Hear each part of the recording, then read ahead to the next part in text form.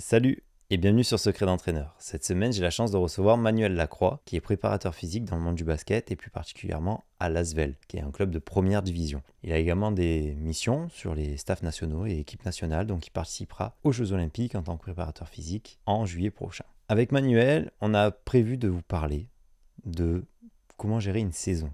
C'est quelque chose qu'on aborde rarement, la planification. Et là, lui, avec sa vision de préparateur physique, dans un club qui a énormément de matchs, il va nous décrire quelle est la différence entre un préparateur physique de club classique et sa mission sur l'ASVEL et le staff national, mais aussi comment gérer les points clés de la saison, comment définir des objectifs principaux ou secondaires, et comment gérer également le pool de joueurs, parce que bien évidemment, quand on a une équipe, nos joueurs ne sont pas aptes à 100% toute l'année. Il y a des blessures, il y a des maladies, il y a des problèmes pour ceux qui, par exemple, viennent d'avoir un enfant. Donc, comment est-ce qu'on gère un collectif avec tout ça? J'espère que l'épisode vous plaira et place au partenaire du jour. Salut! La révolution dans l'entraînement est arrivée. Découvre Labo RNP, une formation qui innove l'univers de l'entraînement avec les dernières recherches scientifiques en neurosciences. La reprogrammation neuroposturale est un système de référence dans l'évaluation et l'entraînement individualisé du sportif. Labo, c'est l'outil essentiel pour une prise en charge individualisée dans l'optimisation du mouvement. J'ai moi-même suivi cette formation auprès de Romain, Adrien et Sébastien il y a plus d'1 an et je dois avouer que j'ai été complètement bluffé. Donc si comme moi tu souhaites explorer une nouvelle ère de l'entraînement, clique sur le lien en description. Encore merci à Labo d'avoir sponsorisé cette vidéo, place à l'épisode du jour. Manuel Lacroix, bonjour. Bonjour. Bienvenue sur Secret d'entraîneur. Ça me fait vraiment plaisir de te recevoir. Merci. Merci à toi pour l'invitation. C'est un plaisir aussi de partager ce moment avec toi. C'est partagé également. Qui es-tu? Qu'est-ce que tu fais et qui es-tu? Une grande question, ça. Parce que la dimension qui on est, elle est large, C'est clair. Au sens humain du terme. On va rester sur le sens professionnel, sinon on en a pour 2 jours. Donc, au sens professionnel, je suis un préparateur physique. Depuis maintenant, je crois que ça va faire 21 ans. Cette année, ça va être ma 21e saison. Voilà. Et donc actuellement en poste à l'Asvel Basket et également en équipe de France de basket. Voilà, j'ai la bivalence sur le poste de préparateur physique. Chez les hommes, chez les femmes? Chez les hommes. Ok, Ouais. cool. L'Asvel, c'est un gros club? C'est un gros club. On est le plus titré évidemment du basket français. On est également le club collectif. Alors maintenant, on est derrière le Stade Toulousain. Comme ils ont gagné, ils sont passés devant. On est le club de sport collectif le plus titré en France. Voilà, on a dominé la France sur les 6 dernières saisons. On a gagné 3 titres de champion de France, enfin 4 titres de champion de France, 2 Coupes de France, une Leaders Cup, on était au sommet. Depuis peu, on s'est un petit peu affaibli. On a manqué quelques saisons et aussi il y a Monaco qui a eu une émergence intéressante avec un budget et des investisseurs énormes. Et donc du coup, ça fait une vraie grosse concurrence. Donc du coup, voilà, c'est le nouveau projet du club, c'est de redevenir numéro 1. Est-ce que le budget fait la différence clairement ou pas? Ouais, clairement, comme évidemment dans tout sport collectif, quand tu as de l'argent, tu as évidemment des meilleures structures pour entraîner, tu as les meilleurs joueurs et donc possiblement tu gagnes. Maintenant, tu connais comme moi le sport et c'est ce qui fait la beauté du sport, c'est que même sans argent, tu peux avoir des idées, tu peux aussi avoir un état d'esprit, tu peux avoir une philosophie de jeu, tu peux avoir des recrutements incroyables et tu peux faire des choses et renverser des montagnes et retourner des gros budgets. Donc c'est un peu l'idée. Ton rôle en tant que préparateur physique en club et en équipe nationale, est-ce que c'est le même ou c'est totalement différent? C'est le même. À la différence près, c'est qu'en équipe nationale, c'est quand même assez court. Donc il y a quand même bien moins le temps de mettre des choses en place et des structures de travail. Donc on est beaucoup plus, on va dire, à la disposition de l'entraîneur et des joueurs, plus que, on va dire, un élément moteur comme dans le club où tu peux structurer, tu peux mettre des choses en place sur du long terme, tu peux avoir des investissements, tu peux réfléchir à des choses comme ça. Mais bon, néanmoins, le cœur du métier reste le même, la philosophie reste la même, mais c'est vrai que c'est différent à ce niveau-là. Ok. Là, les jeux, c'est combien de temps de préparation en amont? Je pense qu'on va avoir 3-4 semaines. J'ai pas encore eu les dates, on doit se rassembler, je pense, autour du 24-25 juin. Moi, je suis censé finir, si tout va bien, la saison autour du 20 juin avec l'équipe de l'Asvel. Voilà, et après, on devrait commencer début juillet. Donc, je pense qu'on va avoir 3-4 semaines. Ça va être... C'est court. Hein. C'est extrêmement court. Et la différence de d'habitude, c'est que là, la majorité des joueurs qui jouent en Europe n'ont pas eu de break, en fait, quasiment pas. D'habitude, ils ont quand même un petit break, le temps de se préparer ou se reposer, et ils rattaquent après sur une pseudo-préparation. Là, ça va enchaîner Donc, sévère. le 20 juin, c'est fin du championnat? Ouais, je crois que ça doit être la date, ça doit être le match 5 des finales. Bon, voilà, à peu Ok. près, c'est cette date-là. Ouais. Ouais, ça va être un gros rythme pour les joueurs, quoi. C'est un énorme rythme pour tout le monde, pour le staff, pour les joueurs. Voilà, en plus, comme nos joueurs jouent dans les plus grands clubs, ils vont généralement au bout des championnats. Donc forcément, ils sont Bien sûr. sollicités jusqu'au bout, quoi. Pas de chance. Ou justement de la chance. De la chance, mais tu as des inconvénients, forcément. Ouais. L'avantage, c'est qu'ils sont en pleine bourre, ils n'ont pas eu de pause, justement, où ils sont un peu ramollis, entre guillemets. Ouais, tout à fait. Ouais. C'est peut-être un avantage aussi, non? Tu as l'avantage, je te dis, tu as l'avantage de effectivement être en rythme. Après, tu as le Mhm. désavantage de perdre un petit peu sur la fraîcheur mentale.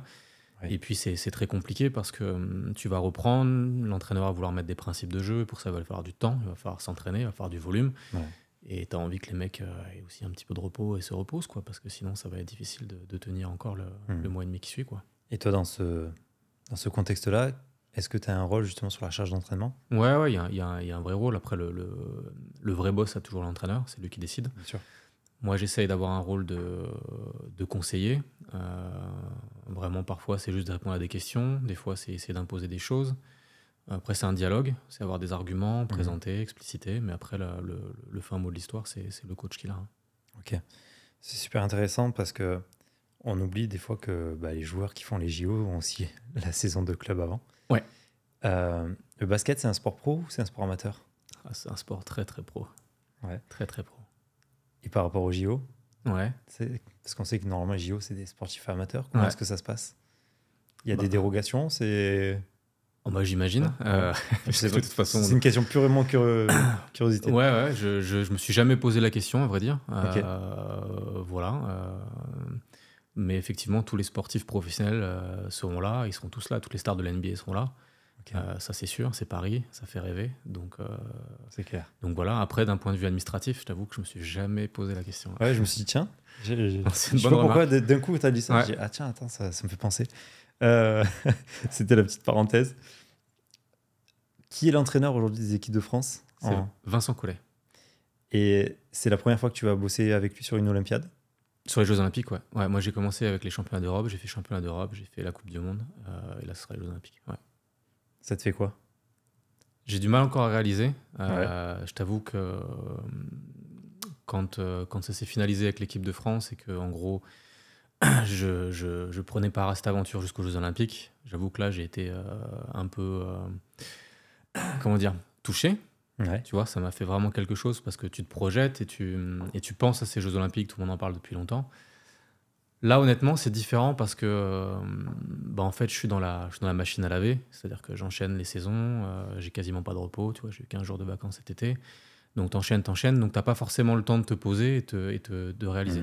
Par contre, t'es hyper concentré parce que tu sais que c'est quelque chose de grand, tu sais qu'il y a des attentes, tout le monde te parle que de ça depuis longtemps, comment on va se préparer, ce qu'on va faire. Et qu'en plus, nous, équipe de France de basket, on reste sur une Coupe du Monde complètement ratée. Donc du coup, il y a vraiment quelque chose de fort qui se présente à ce niveau-là. Ouais, sacrée pression donc. Ouais, il y a la pression. Ouais. Toi, personnellement, est-ce que tu arrives à le gérer et comment tu le gères? Même avec le club, hein, pas forcément sur les JO, mais on n'y pense pas forcément quand on est prépa. Mais... je pense que c'est un équilibre personnel à avoir. Ouais. Donc en dehors de son travail, c'est avoir un équilibre de vie, on va dire, plutôt sain. C'est ce qui t'aide, en tout cas, à mon sens, à être stable émotionnellement dans ce qui va t'arriver. Et puis après, c'est vrai que ça fait quand même longtemps que je fais ça. Donc je pense que je gère bien. Je ne dis pas que je ne le subis pas. Je ne dis pas que ça ne m'atteint pas. Je suis toujours autant atteint par les défaites ou par des désillusions, des choses comme ça. Ça me touche énormément. Ça va loin. Ça va dans des remises en question, des fois trop, parce qu'il faut se remettre à sa place et qu'on n'est pas l'élément moteur non plus de la performance. C'est-à-dire qu'il y a d'autres aspects. Mais on est quand même dans ce truc-là continuellement, quoi. Une vraie implication. Ouais. Comment est-ce que tu gères la chronologie d'une saison sur des athlètes qui vont faire déjà toute leur saison en club et potentiellement les Jeux? Ouais. Est-ce qu'il y a des points clés sur lesquels tu dois insister ou être vigilant pour pouvoir gérer ça? Alors, par rapport au jeu, c'est compliqué parce que j'ai pas la main mise évidemment sur l'ensemble des joueurs. Il y en a qu'un, je pense, qui est avec moi actuellement en club et qui fera les Jeux Olympiques. Les autres sont dans les autres clubs. Après, moi, pour ma saison, faut savoir que nous, dans le basket à l'Asvel, donc on a la particularité, c'est qu'on est inscrit en Euroleague, qui est une ligue fermée, qui est évidemment le plus haut niveau européen, et qui est la ligue qui est vraiment juste en dessous de la NBA. On peut même imaginer que des top clubs d'Euroleague puissent battre des clubs NBA. Pas les meilleurs évidemment, mais certains clubs NBA. Donc c'est vraiment un très haut niveau de basket européen. Et ça, c'est une ligue à 18 clubs. Formule championnat. Donc 17-17, tu as déjà 34 matchs. S'ajoute à ça le championnat français, 18 clubs, 17-17, 34, on est déjà à 68 matchs, sans compter ta pré-saison, sans compter tes coupes intermédiaires, Leaders Cup, Coupe de France, etc. Et potentiellement tes matchs de play-off, que ce soit en Euroleague ou en championnat de France. Ça nous amène, nous, à des saisons de 85 matchs, en gros, entre 80 et 85 matchs, voilà, sur une dizaine de mois. Tous les 4-5 jours, quoi. On joue tous les 2 jours. Ah ouais, oui, parce que par exemple, là, je suis là avec vous parce que je ne me suis pas déplacé avec l'équipe, mon assistant y est, mais c'est Berlin ce soir, à Berlin. Vendredi soir, c'est la réception de Vitoria en Euroleague, club espagnol. Ouais. Et dimanche, on joue encore un match de championnat. Donc, c'est 3 matchs en 5 jours. Voilà. Et c'est un rythme fou, avec des déplacements assez improbables, parce que tu peux être à Istanbul le vendredi soir, et devoir être le dimanche dans le nord de la France, par exemple. Et la connexion, elle est pas directe. Tu vois, elle est pas directe. C'est pour ça que je rigole. Non, elle est pas directe. J'imagine le trajet que tu as dû faire. Voilà. Donc, par rapport à ça, pour en revenir à ta question, il faut avoir conscience que le truc, on part pour un marathon. Ouais. C'est pour ça que nous, dans notre activité, dans la mienne, l'aspect pré-saison, il est un peu surcoté dans le terme. C'est-à-dire que la pré-saison, on a l'image, c'est là où on va mettre du volume de travail, on va préparer, on va tenir toute la saison grâce à ça, etc. Moi, je ne suis pas du tout convaincu de ça, mais alors pas du tout. Même certainement pour d'autres activités aussi. Je pense effectivement, on ne va pas me faire dire ce que je n'ai pas dit, que c'est un élément important de ta préparation de la saison, mais je pense qu'il est surcoté. Et que l'effet d'une pré-saison, effectivement, il peut avoir un effet immédiat, il peut durer, il peut construire des choses, mais il ne peut pas perdurer. Parce que c'est après qu'est l'essence même du travail aussi. Donc du coup, cette pré-saison, elle est un peu surcotée. Et il y a un autre aspect, c'est qu'aujourd'hui, nous, nos joueurs sont protégés syndicalement. Parce que justement, comme il y a énormément de matchs, les joueurs se sont syndiqués, ils ont créé un syndicat des joueurs, un peu comme en NBA, afin de protéger leur santé. À juste titre. Parce qu'effectivement, on peut imaginer un joueur qui rencontre, un entraîneur de l'Est, je dis ça vraiment au hasard, qui a envie d'entraîner énormément les joueurs 2 fois par jour, etc. La santé va être en péril et sur une saison, le joueur il peut en perdre 5 derrière pour des vraies problématiques d'usure. Donc par rapport à ça, ils sont protégés. Et donc leur droit, c'est pas leur droit, c'est l'obligation des clubs, c'est 4 semaines en gros de préparation, pas plus, avant le premier match d'Euroleague. Okay. Voilà, en sachant que le championnat de France commence avant le championnat d'Euroleague. C'était ma question. Ouais. Donc forcément, on n'est pas calé là-dessus. Bon, on arrive à avoir quelques pseudo-dérogations aux organisations, mais en gros, tu as 4 semaines de pré-saison. Ce qui est très court, parce que dans ces 4 semaines de pré-saison, tu sais très bien que ton coach il va aller placer beaucoup de matchs amicaux, et on va répéter les matchs. Donc en gros, tu vas avoir peut-être 10-15 jours qui vont être dédiés au match, à l'enchaînement de matchs, et dans lesquels tu n'es pas sur un travail, on va dire, dissocié de développement. Voilà. Donc du coup, c'est pour ça que pour moi, cette pré-saison, elle a un rôle important, mais elle est surcotée dans le terme. Et que ce qui va être essentiel, c'est quelque chose que tu ne peux pas forcément contrôler, mais que tu peux peut-être anticiper, c'est l'état de forme des joueurs quand ils vont arriver. Ouais. Voilà. Donc ce qui veut dire que ma pré-saison, moi, elle commence au moment du recrutement. Elle commence au moment du recrutement avec une interview assez précise de tous les gens qui ont côtoyé le joueur qu'on a fait venir au club. Donc là, c'est en fonction des relations qu'on a. Ça peut être le kiné, ça peut être le préparateur physique, ça peut être des choses comme ça. Donc c'est une vraie interview pour un petit peu connaître les antécédents médicaux, évidemment, mais la philosophie du joueur. Voilà, on ne va pas se cacher. Est-ce que c'est un feignant ? Est-ce que c'est quelqu'un qui travaille beaucoup ? Connaître un petit peu sa structure privée, parce que généralement, aujourd'hui, les joueurs de basket, ils ont une structure privée de travail. Donc ils ont un préparateur physique, ils ont un kiné. Donc la connaître, rentrer en contact avec cette structure privée pour déjà voir un petit peu comment leur préparation s'articule dans l'été avant d'arriver chez nous à Lyon. Donc ça, c'est mon premier travail. C'est exactement le même travail avec l'équipe de France, parce qu'on est sur une période très courte, que la plupart des joueurs, je ne les ai pas vus pendant 10 mois. Donc il faut que j'ai connaissance de tout ce qui a été fait, de comment les joueurs se préparent. Donc c'est rentrer en contact avec le joueur et avec sa cellule un peu privée. Ok. Est-ce que tu as accès à ces informations facilement ou il y en a qui ne jouent pas le jeu ? Donc globalement, ça va. Ok. Ouais. Non, globalement, ça va. Évidemment, des fois, tu peux être un petit peu déçu. Mais globalement, j'ai eu que des bonnes relations, des excellents échanges. De toute façon, j'ai de très bonnes relations quasiment avec tout le monde dans ce milieu-là. Et j'ai rencontré surtout des gens qui, dans les structures privées des joueurs, sont hyper intéressants parce qu'ils sont pointus sur des domaines dans lesquels moi, je le suis moins. Ils vont faire des choses que je ne connaissais pas. Donc, tu vas échanger, tu vas voir, tu vas intégrer ça dans l'entraînement du joueur que le gars suit. Mais après, tu vas aussi lui piquer et l'intégrer sur l'entraînement du joueur. Donc, c'est vraiment quelque chose d'intéressant. Une bonne technique d'entraînement, ça se vole. On m'avait dit ça. Exactement. Ouais. Quelqu'un avait dit je suis le plus grand voleur de tous les temps parce que je prends l'exercice. Je sais plus qui avait dit ça et c'est vrai que j'avais aimé ça. L'image est un peu péjorative, mais j'avais aimé l'image. Ouais. Donc ton rôle finalement dans un premier temps dans la pré-saison, c'est un peu le manager, finalement, d'aller chercher les infos, de récolter tout ça, de faire une synthèse et d'adapter l'entraînement après en fonction de ça. Il y a une synthèse qui est faite. Il y a on va dire, une projection. Ouais. On se dit, voilà, le joueur, il a fait ça, c'est tel type de blessure, il va arriver, on va être comme ça. Voilà, il y a cette projection. Elle peut être vraie, elle peut être fausse. Parce qu'effectivement, tu as des joueurs qui vont te dire, ouais, je travaille régulièrement, ils vont arriver, ils n'ont pas travaillé régulièrement. Tu vas le voir tout de suite. Donc, l'étape numéro 1, c'est de faire une évaluation. Alors moi, mon origine, c'est Dijon, c'est le centre d'expertise de la performance Gilles Cometti. J'ai bossé sur l'évaluation des qualités physiques énormément, à outrance, trop même, parce que j'étais jeune et parce que c'est ce qu'on nous demandait. J'ai fait des évaluations, des cahiers d'évaluation énormes de 15 pages pour un joueur. Aujourd'hui, je suis revenu à des choses beaucoup plus simplistes, et ces évaluations, elles ont plusieurs objectifs à mon sens. La première chose, c'est mesurer un état de forme. Ouais. Très clairement. Donc tu vas savoir un petit peu où ton joueur est au moment M, au moment où il arrive. Connaître son profil de performance. Est-ce que ça va être un vertical? Donc c'est-à-dire qu'il va avoir des qualités de détente incroyables. Est-ce que ça va être un horizontal qui va avoir des qualités de projection vers l'avant, sur de la vitesse, sur de l'agilité importante? Est-ce que ça sera ni l'un ni l'autre, et plutôt un endurant, fibre lente? Est-ce que ça sera tout, un athlète de haut niveau? Enfin voilà, déterminer un profil de performance. Évidemment des faiblesses que tu vas mettre en relation avec notamment l'aspect blessure.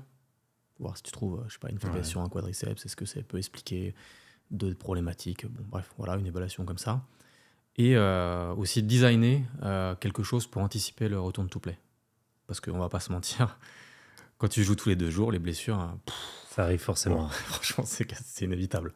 Ouais. Donc ça arrive que ton joueur, ça va arriver, que ton joueur va être arrêté et va devoir revenir dans la compétition d'une manière extrêmement violente, dans la mesure où on ne s'entraîne pas. Parce qu'on ne peut pas, parce qu'on ne fait que répéter des matchs. Ouais. Donc il va falloir être très précis sur ton retour de to play, et c'est pour ça que c'est intéressant d'avoir toutes ces valeurs-là, que tu vas pouvoir, à la fin de ta réhab, revérifier, pour voir un petit peu le niveau du joueur, pour te rassurer, avant de le remettre dans une phase suivante de réathlète. Ouais, je comprends. Quel type de test tu vas utiliser dans ces moments-là? Très simple. Alors moi, j'ai arrêté les protocoles tout fait. Voilà, j'ai tout fait, mais voilà. En gros, je fais beaucoup de vidéos. Ouais. Donc je les fais sauter, je les fais changer de direction. Évidemment avec une mesure de temps et de détente, parce que si tu mets pas la pression du résultat au joueur, tu n'as pas non plus l'efficacité, mais c'est pas trop ce qui m'intéresse. C'est-à-dire que le test, je vais pas qu'il fasse 55 cm en CMJ ou 50, en fait, je m'en fous au départ. Ce qui va m'intéresser, c'est comment il saute. Est-ce qu'il met en charge avec la chaîne postérieure? Est-ce qu'il est équilibré sur sa poussée? Est-ce que sur la réception, tu as les chevilles qui sont actives? Enfin, toutes ces choses-là. Donc, beaucoup de tests comme ça, plutôt dynamiques. Des tests fonctionnels statiques, classiques, overhead squat, fléchir sur une jambe, se réceptionner sur une jambe, enfin des choses vraiment très très simples. Des tests de souplesse, etc., que tu peux faire évidemment avec les kinés. Et des tests de force. Voilà. Et les tests de force, on a pris le parti aujourd'hui de ne faire quasiment que de l'isométrie. Donc on n'est plus dans l'évaluation d'une force max, etc. Je ne fais que des tests en isométrie de manière assez analytique, pour justement être très en rapport avec les pathologies. Super intéressant ça de passer sur l'ISO. Qu'est-ce qui t'a fait passer sur ce type de contraction? Écoute, les courants ont quand même changé, vachement, parce que moi dans les années 2000, l'isométrie est une part de l'entraînement qu'on avait avec Gilles Cometti, ça c'est sûr. mais elle n'était pas aussi développée que maintenant. Voilà, on la disait nuisible à la coordination intermusculaire, etc. Enfin, c'était vraiment un complément, pré-fatigue, post-fatigue, t'en faisais un petit peu, mais c'était pas le truc. Voilà. Depuis quelques années maintenant, on commence à voir l'intérêt de l'isométrie sur pas mal d'aspects, sur le tendon ou autre.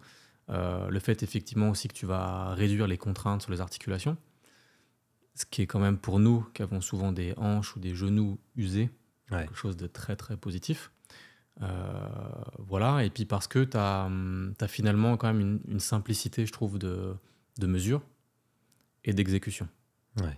Voilà. Donc voilà, c'est quelque chose que j'ai changé au fur et à mesure dans mon évolution.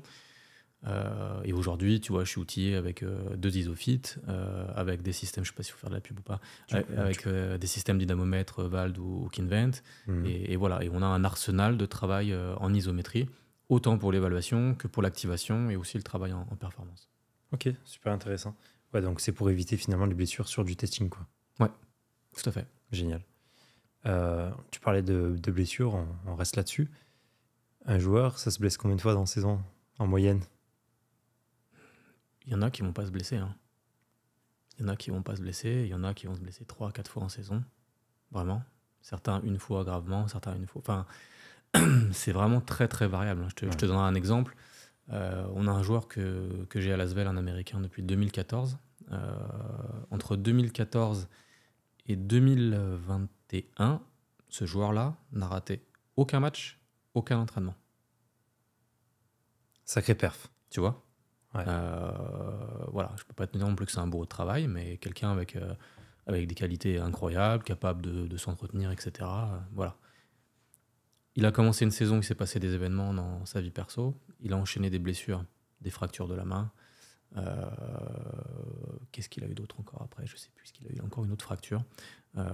Et derrière, un problème, une usure de cartilage au niveau du genou. Et aujourd'hui, on est sur des arrêts réguliers ou des mises au repos et du management. Tu vois. L'environnement. Voilà. Tu vois, l'environnement et le facteur un peu chance. Voilà, il ne s'est pas blessé pendant 8 années. Et du jour au lendemain, il se fracture la main et tout change, quoi. C'est dingue, ces évolutions-là. Ouais, mais c'est très intéressant parce que ça te permet de remettre en fait, le joueur dans le contexte et de voir à quel point tu ne contrôles pas tout. Tu as beau tout mesurer, tout planifier, voilà, avoir le mec le plus carré possible, tu ne contrôles pas tout. Il va se passer des choses voilà, un peu surprenantes.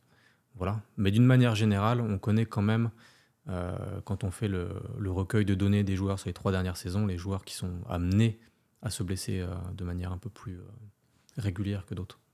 Et est-ce que tu vas utiliser une forme de monitoring pour essayer d'éviter ces blessures-là? Ouais, il y a 2 aspects. Donc il y a l'aspect monitoring sur l'état de forme. Donc ça a toujours été une grande question, ça l'est toujours et ça le sera toujours parce que comment arriver à être persuadé que notre système de mesure d'état de forme est vraiment quelque chose de pertinent?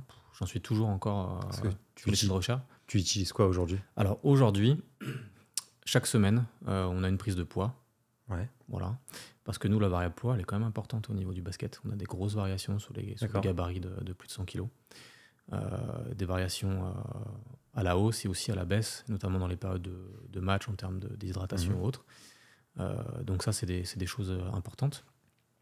On a des questionnaires de wellness très simples, évidemment sur l'humeur, le sommeil, le ressenti fatigue, etc.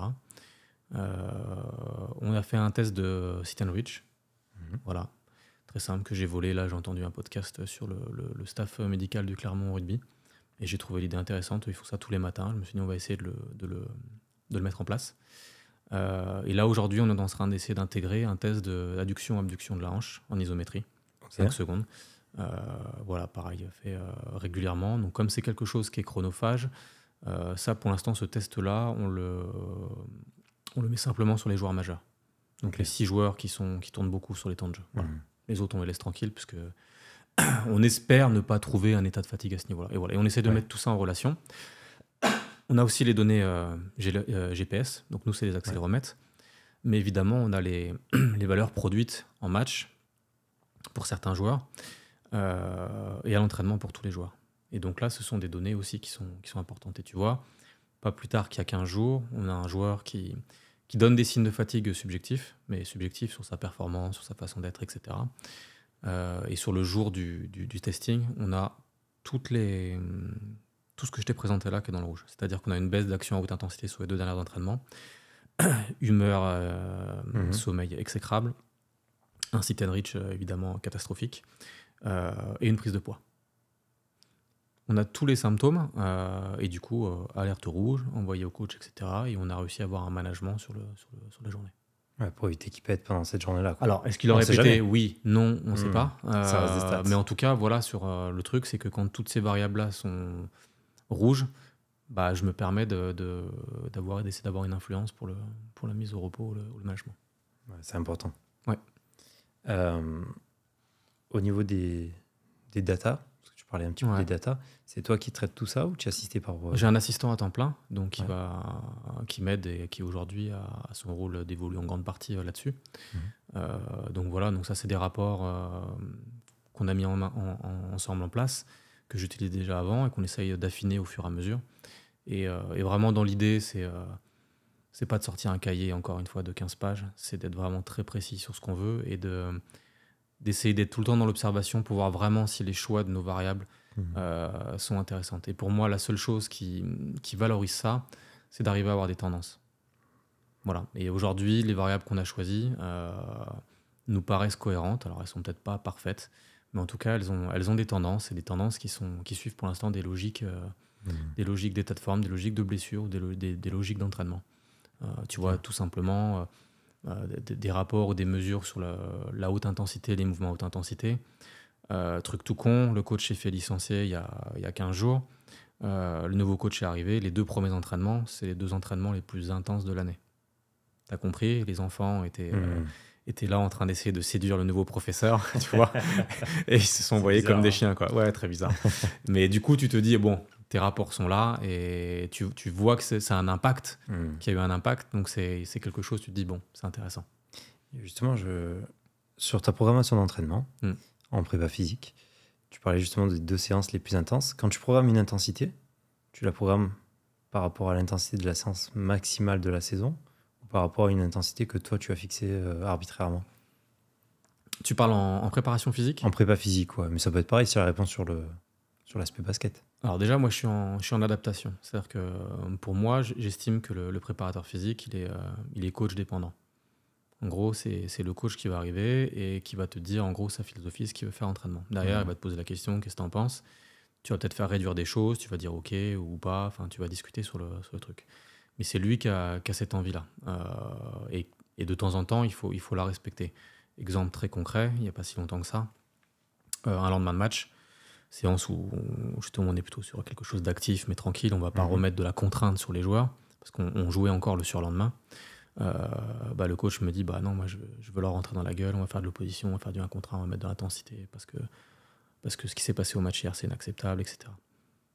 Bon, moi, de mon avis préparateur physique, c'est une erreur. Mais ce que je lui dis oui, je pense que tu as raison, parce qu'aujourd'hui, on est dans une logique mentale, et qu'il faut aller secouer les joueurs, et qu'il faut aller au détriment de ça. Évidemment, de manière intelligente, on n'a pas fait non plus n'importe quoi, mais on est obligé d'aller taper dedans et prendre des risques, de se rapprocher de la frontière un peu dangereuse, pour un aspect mental. Donc voilà, donc coach dépendant. Donc après, au bout d'un moment, moi, généralement, les coachs, ils ne changent pas quand même beaucoup la manière d'entraîner. Donc quand j'ai compris comment le coach fonctionnait, je sais à peu près à quoi m'attendre sur l'entraînement. Donc à partir de là, ça peut me permettre, pour répondre à ta question, de designer ce que je peux faire avant. Ouais. C'est surtout ça le plus important. Parce que, comme je te l'ai dit, nous, l'objectif, c'est les matchs, on joue beaucoup, on a au mieux 2 entraînements pour préparer un match. Donc moi, je suis sur vraiment ce qu'on peut appeler du microdosing. Donc ça peut être entre 20 et 45 minutes. Allez, 20 minutes à 1 heure. C'est vrai qu'il y en a certains qui font 1 heure de préparation physique par jour. Certains ne feront que 20. Mais des choses assez quotidiennes, tu vois. Ouais. Donc l'intensité, tu peux de temps en temps aller la chercher. C'est-à-dire que tu vas avoir des joueurs qui vont être à J-2 avec une séance de force max, avec une grosse intensité sur les jambes. Parce que je sais qu'ils ont la capacité d'encaisser l'entraînement, etc. Et qu'eux, en plus, ont la sensation que ça leur fera du bien sur 2 jours après. Mais chez certains, l'intensité, elle ne va pas beaucoup varier. Franchement, donc assez monotone. Plutôt monotone. Okay. De temps en temps, tu vas les secouer. Ouais. Mais tu vois, tes garçons de 34, 35 ans, en gros, tu designs pour moi, je design plusieurs entraînements, ce que je peux appeler des séances clés. Et dans les séances clés, il y en a une qui va être un peu plus... voilà, tu parles d'intensité, même le mot est fort, qui va être un peu plus forte pour aller chercher un petit peu des paramètres neuromusculaires, etc., qui va secouer un peu l'athlète. Mais sinon, ça va être des séances vraiment qu'on peut dire monotones, mais d'entretien, de sollicitation toujours des groupes musculaires positivement, en activation, etc. Ok. Ouais, donc en fait, ton rôle, c'est plus de mettre des routines en place sur les joueurs pour les aider peut-être même à récupérer ou à garder le même niveau. Complètement. Plutôt que de développer. Moi, il y a quasiment pas de développement. Le développement, je vais l'avoir avec des jeunes joueurs qu'on va avoir sous contrat, qui vont être évidemment un petit peu moins utilisés et surtout en capacité de s'entraîner un peu plus. Donc tu vois, on a eu des projets évidemment avec Victor Wembanyama, avec Théo Malédon avant, avec Zachary Zaché de l'année dernière, enfin des joueurs qui préparaient la draft NBA. Donc là, ces garçons-là, évidemment, eux, en préparation physique, c'est 1 heure avant, 45 minutes après entraînement, ils ont 1h45 de préparation physique quotidienne, quoi. En plus de l'entraînement basket. Donc là, tu vas avoir une modélisation de planification, tu vas retrouver des choses un peu plus communes, mais sinon, sur le reste, on n'en est pas là. Et sur les joueurs, justement, qui ne jouent pas tous les matchs, là, tu parlais de ces 3 joueurs-là, mais c'est des jeunes. Est-ce que dans l'équipe 1, je ne sais pas comment tu peux la nommer, est-ce qu'un joueur qui ne va pas jouer, par exemple, le match du vendredi soir, est-ce que le samedi, toi, tu vas le prendre pour... Dans le meilleur des cas, ce que j'essaye de faire, c'est de faire le travail après l'entraînement, parce que le foot appelle ça la compensation. Voilà, j'essaie de le faire après, directement. Parce que ça te permet, dès le lendemain, de te dire que le joueur, il a quand même fait son travail physique et qu'il peut être pas non plus trop à l'écart du groupe. Si c'est pas possible, parce que parfois c'est pas possible, parce que déjà le joueur, des fois c'est compliqué, il y a une frustration énorme chez lui, donc c'est difficile de le chercher ou de l'obliger, tu le laisses un petit peu tranquille. Tu es aussi des fois en déplacement, donc tu n'as pas les structures de travail possibles. Et le lendemain, effectivement, il a, avant l'horaire d'entraînement, une partie en préparation physique. Et sur l'horaire d'entraînement, il a un travail basket. Donc là, qui est monitoré, où on essaye sur des séquences de 20-25 minutes de reproduire des actions à haute intensité pour essayer de garder un petit peu ce rythme-là. Donc ça peut être sur du format individuel. Et dans le meilleur des cas, on s'organise et on fait du jeu réduit, des 2-2 ou 3-3, avec des jeunes du centre de formation qui viennent aider. Donc c'est cool, ça leur fait de l'expérience aussi. Ouais, tout à fait. Avec de grands joueurs. Tout à fait. Tout le monde est gagnant. Exactement. Tu parlais des déplacements. Comment est-ce que tu fais pour faire de la prépa physique si tu n'as pas les locaux, si on peut dire, le matériel? Bon, normalement, on est dans des hôtels en Euroleague surtout, parce qu'il faut bien comprendre que en France, la culture du sport, tu le vois partout. Ça n'existe pas. Tu le vois partout. Donc quand tu vas dans les hôtels, même dans les hôtels haut de gamme, et qu'ils te disent oui, on a une salle de fitness, tu vas avoir un vélo et un espalier. Et peut-être un rameur si tu as de la chance. Et un rameur pour personne de moins d'1m80. Donc exact. T'es tranquille. Donc tu es dans des situations un peu compliquées. Voilà. Bon. La semaine, c'est l'Euroleague, c'est l'Europe. Généralement, dans les hôtels où on a des salles de musculation qui sont plutôt intéressantes, où tu vas trouver de la charge, tu vas trouver des haltères. Alors évidemment, tu vas pas avoir ton rack de squat, etc. Mais tu vas trouver des choses pour t'entraîner. Et derrière, moi, j'ai la connexion avec tous les prépas physiques de chaque club. On peut trouver des arrangements pour avoir la salle de muscu du club local. Ah, ça c'est génial. Voilà, donc il y a un échange de bons procédés. Il y a une excellente ambiance entre tous les prépas physiques d'Euroleague. On est même sous format association. Tu vois, on a fait un webinaire lundi soir ensemble. Bon, voilà, il y a quelque chose. Donc, du coup, on arrive à se dépatouiller. Voilà. Et quand je suis en équipe de France, on va louer des salles. Tu vois, l'année dernière, on est arrivé à Sarajevo. Pas de salle de musculation, alors à l'hôtel, une salle de musculation comme en France, rien. Salle de musculation de la salle, rien. Donc voilà, moi j'avais 8 joueurs, 9 joueurs à faire travailler. On restait là-bas 3 jours. Donc voilà, trouver une salle de muscu à Sarajevo, on a trouvé, super salle de muscu, tu trouves un partenariat, bam, t'y vas, tu loues les voitures ou les minibus, pouf, t'y vas, et hop, tout le monde est content et c'est l'aventure, quoi. Okay. Mais tu peux avoir des situations comme ça, quoi. Voilà, tu peux être vite en galère, quoi. Tu es souvent en galère, ça arrive, et c'est une constante adaptation. Ouais. Ok. Ouais. C'est bien, déplacements, c'est du challenge. Tu t'ennuies jamais. Ouais. Jamais. Et les déplacements, on sait que ça génère pas mal de fatigue. Ouais. Comment est-ce que tu gères ça? Très, très difficilement. J'imagine des basketteurs de 2 mètres quand ils prennent l'avion, ils doivent avoir un peu mal au dos en descendant. Ouais, c'est ça. Et puis bon, nous, on n'a pas le budget encore nécessaire pour faire comme tous les autres clubs d'Euroleague, c'est-à-dire les déplacements en avion privé tout le temps. Alors, on va pas se plaindre parce que tu vois, cette année, on en fait beaucoup. On fait beaucoup d'avions privés. Donc c'est vrai que là, c'est très confortable. On n'a pas de Tant mieux. problème. Les joueurs, ils ont un siège chacun. Tu choisis à peu près tes horaires parce que c'est aussi ça le problème. Tu n'as pas de problème de Ouais. correspondance. Donc là, c'est confortable. Maintenant, c'est pas tout le temps. Donc là, effectivement, ces situations que tu parles, on est en vraie galère. Donc déjà, j'essaye de travailler en amont et parfois de lutter avec le club pour pouvoir avoir mon mot à dire sur les heures de départ et sur le moyen de déplacement. Ouais, parce que ça influe directement sur la perf. Ouais, exactement. Lutter, parce que tu t'en doutes bien, le fin mot de l'histoire, C'est l'argent. c'est l'argent. Et qu'eux, ils ont un budget à tenir et qu'ils font du mieux possible. Et que moi, j'arrive pour leur casser la tête, pour être poli, en leur disant non, faut pas faire ci, prendre ça, blablabla, et ça coûtera plus d'argent. Voilà. Donc il y a ce débat qui est ouvert. J'essaye d'avoir cette influence à ce niveau Ouais. que j'ai pas toujours. Et derrière, bah, c'est les pots cassés. Donc tu vas réparer les pots cassés derrière. Donc tu vas essayer de travailler avec certains joueurs sur de la mobilité de dos, tu vas faire des choses un petit peu comme ça.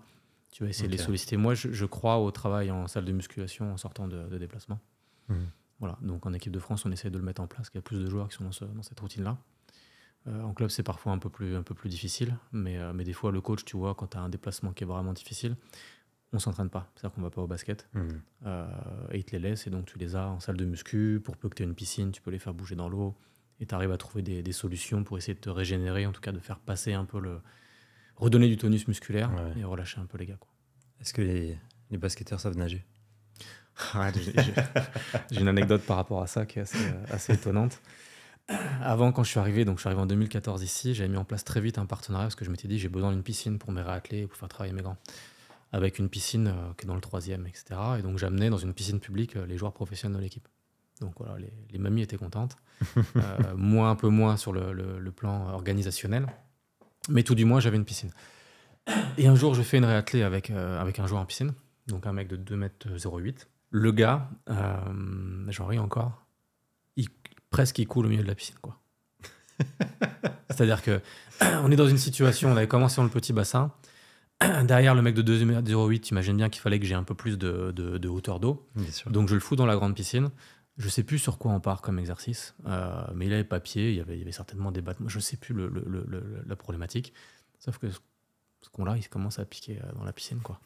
Et donc là, le maître nageur, donc moi j'y vais. Évidemment, c'était pas non plus une opération de sauvetage, c'est que tu le tires, il se débat un peu. Tu vois. Le maître nageur arrive, il me détruit. Parce qu'il me dit mais vous êtes inconscient d'amener des mecs qui savent pas nager au milieu de la piscine, etc. Oui, mais je savais pas. Voilà, je savais pas qu'ils savaient pas nager. Du coup, maintenant, pour entrer à l'Asvel au basket, il faut un petit diplôme de 50 mètres. On n'en parle pas. C'est terminé. À chaque fois, il y a une question, tu sais nager, t'es sûr? Non, on n'y va plus. Non. Plus de risques. Ouais, c'est couillon de perdre un joueur comme ça, quoi. Ouais, ça peut ruiner une carrière. La sienne et la mienne. Comment tu fais pour gérer justement les joueurs blessés? Parce que tu m'as dit qu'il y en avait quand même pas mal. Comment est-ce qu'on fait pour tourner l'effectif? Parce que j'imagine qu'il y a quand même des joueurs clés dans l'effectif. Ouais. Comment est-ce que ça se passe? On fait comme on peut ou on rafistole pour qu'ils puissent quand même jouer?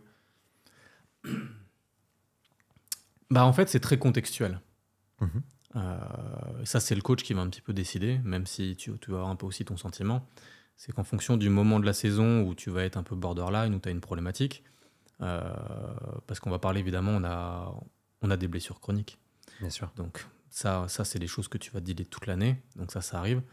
Donc quand tu as des moments un peu creux ou on va dire moins importants, où tu peux imaginer faire des impasses ou tout du moins jouer, bah voilà, là tu profites de ce moment-là pour peut-être sortir le joueur pour être soit sur du repos, soit sur une période de travail un petit peu importante. Tu vois, l'année dernière, on avait un joueur qui était en souffrance au niveau cartilage du genou. On a réussi à avoir 2 ou 3 blocs de 10-12 jours de travail physique pour essayer de le faire durer, finir la saison et qu'il puisse surtout enchaîner les phases finales à la fin. Tu vois, donc tu arrives à avoir ce truc-là sur des blessures chroniques. Mais évidemment, c'est contextuel. Parce que si c'est un joueur important et que c'est des matchs importants à gagner, tu sais très bien que c'est le sport de haut niveau, que la priorité, c'est de gagner des matchs. Donc là, c'est un peu plus difficile. Et puis après, sur des blessures ponctuelles, Voilà, de toute façon, tu n'as pas le choix. Si le joueur est inapte, il est inapte, hein, de toute façon. Oui. Après, c'est surtout la date de remise sur le terrain qui va être la difficulté, le truc à défendre. Je bascule à nouveau sur les jeux. Tu m'as dit que la préparation allait être très très courte. Comment est-ce que tu fais? Tu prépares les joueurs pour le 26 juillet, départ des jeux? Genre, je sais pas quand est-ce que c'est le premier match, peut-être le 28 juillet, quelque chose comme ça. Non. C'est plus tard? Plus tôt. C'est début juillet. Non, le 26 juillet, ouverture des jeux. Non, c'est plus tôt, non? C'est 26 juillet? Ouais. Ah ouais? Ce sera les 1 an de secret d'entraîneur. Ah, donc t'es au courant. Bah, tu vois, je me suis pas projeté du tout encore. Mais là-dessus. Ok. Parce que la question, c'est de savoir si tu allais préparer directement les joueurs pour les phases de poule ou finalement que pour les phases finales. Je n'arrive pas à concevoir les impasses. Comment, tu vois, j'entends souvent, notamment quand on voit des coups du monde de foot, on dit non, mais vous inquiétez pas, ils vont monter en puissance. Ils sont préparés physiquement pour être bien sur les huitièmes de finale, quart de finale. Ok. Certes, ils vont monter en puissance parce qu'il va y avoir une prise de rythme, une amélioration du collectif, etc. Et que physiquement, ils ont digéré peut-être un peu mieux ce qui est fait là, ce qui a été fait avant. Mais de là à te dire que un staff va prendre le risque et mettre en danger son équipe, potentiellement sur un niveau donc énergétique ou physique moindre, sur une phase de poule dans le très haut niveau comme c'est le cas là, parce qu'on parle du foot où tu sais très bien que match de foot, tu peux pas contre la Corée du Sud, hein, tout est possible dans le foot. C'est clair. Donc ça, j'ai du mal. Donc moi, c'est la même chose. Je prépare pour qu'on soit prêt le premier match. Et pour moi, ça ne veut pas dire que si tu es prêt le premier match, tu ne seras pas prêt pour le dernier match. Parce que comme je te le disais tout à l'heure, c'est donner trop d'importance à ta pré-saison. Je pense que ta continuité du travail que tu peux faire entre tes matchs, dans tes matchs, etc., elle peut t'aider à durer. Et puis c'est un rythme que les joueurs ont l'habitude de tenir. Exactement. Donc j'ai du mal à concevoir ça, quoi. Vraiment, et puis en plus, on connaît tous l'importance d'un premier match et d'un début de saison ou d'un début de tournoi. C'est essentiel. Donc, si tu te mets en danger dès le premier match, je suis bien placé pour le savoir cette année avec la Coupe du Monde, où notre premier match, il a craché tout le reste. Il a détruit toute notre super préparation. T'es vraiment en danger. Donc, tenter, prendre des risques et faire une impasse sur ce match-là, ça va être de la vie chez moi. On voit beaucoup d'équipes qui sont championnes du monde ou championnes olympiques qui ont perdu leur premier match. Tout à fait. Regarde la Nouvelle-Zélande au rugby. Ouais, tout à fait. C'est une capacité de rebond qui est complexe. Ouais, après, tu vois, pour prendre l'exemple du rugby, pour avoir suivi, après, tous leurs matchs, tu gagnes 70-0, 75-0. Je veux dire, tu as une marge qui est importante. Bien sûr. Bon, tu sais que ton premier match contre la France, il est difficile. Tu peux le perdre, ok. Mais tu sais derrière que normalement... C'est peut-être même une stratégie d'ailleurs.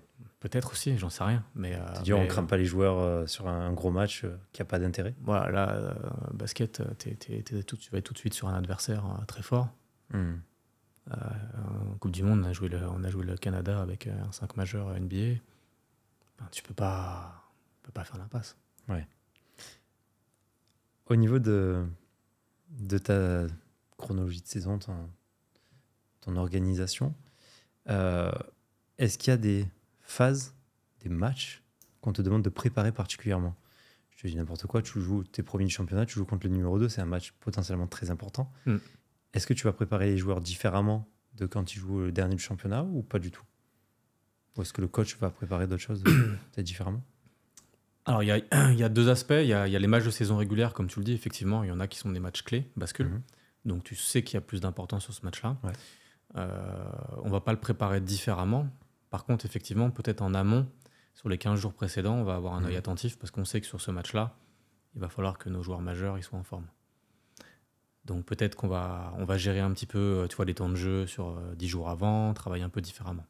Voilà. Mais après, travailler sur une prise en charge différente, non. Après, il y a d'autres moments clés, c'est les finales.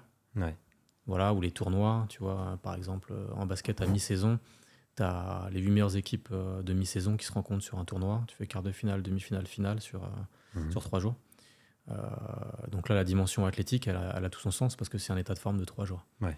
Donc là, effectivement, tu peux avoir une projection un petit peu sur ce moment clé-là. Et l'autre moment clé, évidemment, c'est les playoffs de fin de saison. Et là, effectivement, on a une préparation par rapport à ça. Voilà, parce que les playoffs, c'est donc quart de finale, demi-finale, finale. C'est au meilleur des 5 matchs. C'est une sorte de mini-marathon aussi, mais c'est le moment clé de la saison. C'est-à-dire que tu peux avoir été nul avant. Tu peux te rattraper là-dessus. Exactement. Tu Bien vois, sûr. en 2016, quand on est champion de France, on doit finir 7e, et je crois qu'on se qualifie pour les playoffs sur le dernier match à la maison de souvenir, et tu finis champion de France.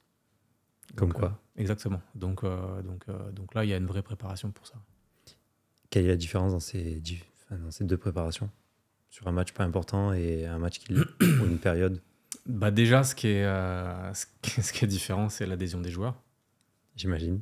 Parce que là, les gars, ils sont là. Motivation intrinsèque. Tu sais tout de suite quand il y a un match important parce que les mecs, ils sont là très très tôt à la salle. Ok. Ouais. Donc tu sais déjà qu'ils sont focus et que tu vas déjà pouvoir mettre des choses en place dessus. Tu en as même pour les playoffs qui commencent à te demander des préparations 3 semaines, 4 semaines avant les playoffs. Tu vois, c'est arrivé des mecs qui viennent, que tu avais du mal à aller chercher, qui étaient dans l'entretien, etc. Mais ils te disent, bah voilà, là, les playoffs sont dans 4 semaines. Qu'est-ce que je peux faire dans les 4 semaines pour essayer d'être bien sur la suite? Donc là, tu vas voir, tu as ça qui change. Évidemment, tu as envie de penser à l'aspect énergétique. Ouais. Mais je suis toujours un peu partagé par rapport à ça, notamment pour le basket. Parce que l'aspect énergétique, évidemment, il est important. Mais j'ai l'impression que ce qui est déjà décisif dans la performance, c'est l'aspect neuromusculaire. Et ce qui va te faire répéter d'une meilleure manière tes efforts et tes matchs, ça restera encore ta qualité neuromusculaire. Ok. Donc c'est quelque chose finalement que tu travailles pas spécifiquement? Que tu travailles tout le temps.